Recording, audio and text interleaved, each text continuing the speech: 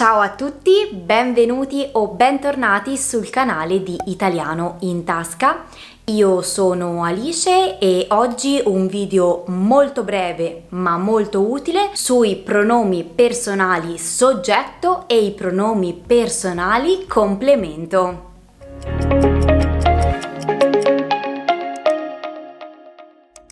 Essendo anche questo un argomento di italiano for beginners, quindi per principianti e di livello basico, credo sia importante affrontarlo insieme. Quali sono i pronomi personali soggetto in italiano? Io, tu, lui, lei, esso, noi, voi, loro.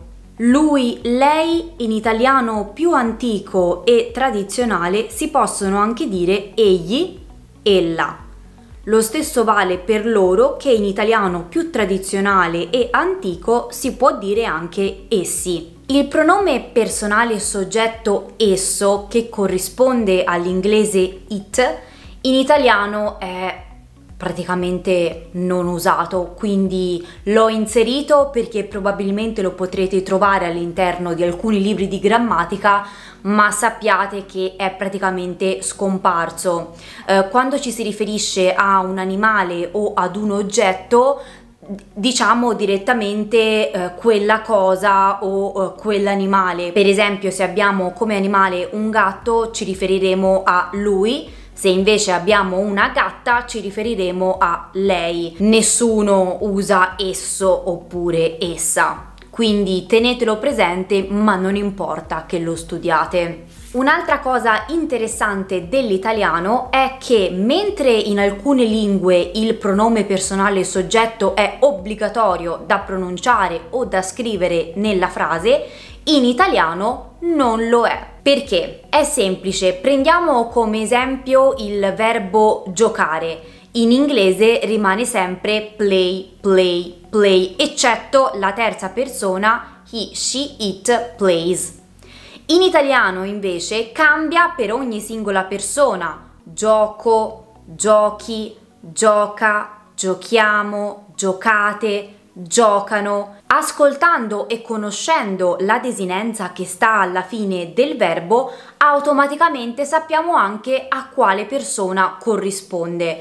Quindi la frase io gioco a pallone non è necessario che ci sia la parola io. Se si dice gioco a pallone, so già che il soggetto di quel verbo gioco è io. Lo stesso succede con altre persone. Per esempio, lui gioca a pallone. Il verbo gioca con la A finale sappiamo già che indica una terza persona singolare, lui o lei. Pertanto non importa che specifichiamo il soggetto.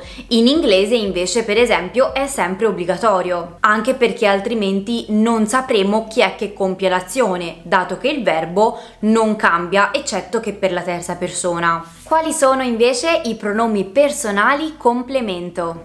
I pronomi personali complemento che si scrivono dopo il verbo sono me, te, lui, lei, noi, voi, loro. I pronomi personali complemento che si scrivono prima del verbo sono mi, ti, si, lo, la, gli, le, ci, vi, si, li, le, loro. I pronomi personali complemento vengono utilizzati per esprimere un soggetto differente all'interno della frase.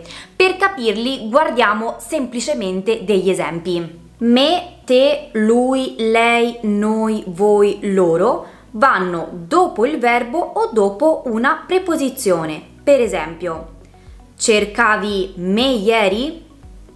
Parlano di te in TV. Andiamo da lui a parlare. Vieni con noi alla festa. Nel primo esempio, cercavi me ieri, come avete visto, me sta dopo il verbo. Nel secondo esempio, parlano di te in TV, te sta dopo la preposizione di. Tutti questi pronomi complemento che si mettono dopo il verbo o dopo la preposizione all'interno della frase rispondono sempre alla domanda chi, che cosa.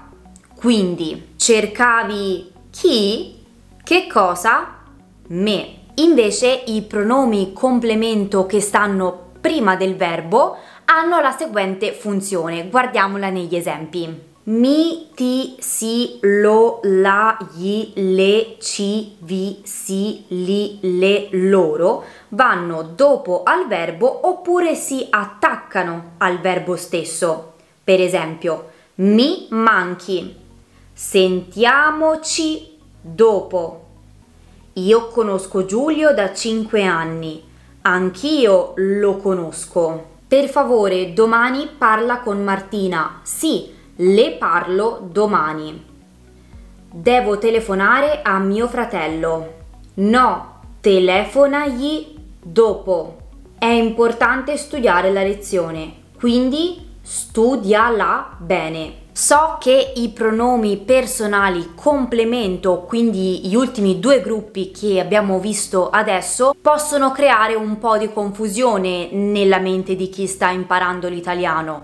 Vi chiederete sicuramente quando va usato uno, quando va usato l'altro, quando si attacca prima del verbo, quando si attacca dopo il verbo. Insomma, ci sono tutta una serie di domande che sorgono spontanee. Dato che questo è un argomento che va studiato in maniera molto dettagliata, vorrei presentarvelo in un altro video. Rimanete perciò connessi e lo andremo a vedere a breve. Vi elencherò tutta una serie di regole che vi servono per capire quale pronome personale complemento è più adatto in una certa frase o situazione, secondo appunto le regole italiane. Iscrivetevi al canale per non perdervi il continuo di questa lezione e noi ci vediamo nel prossimo video.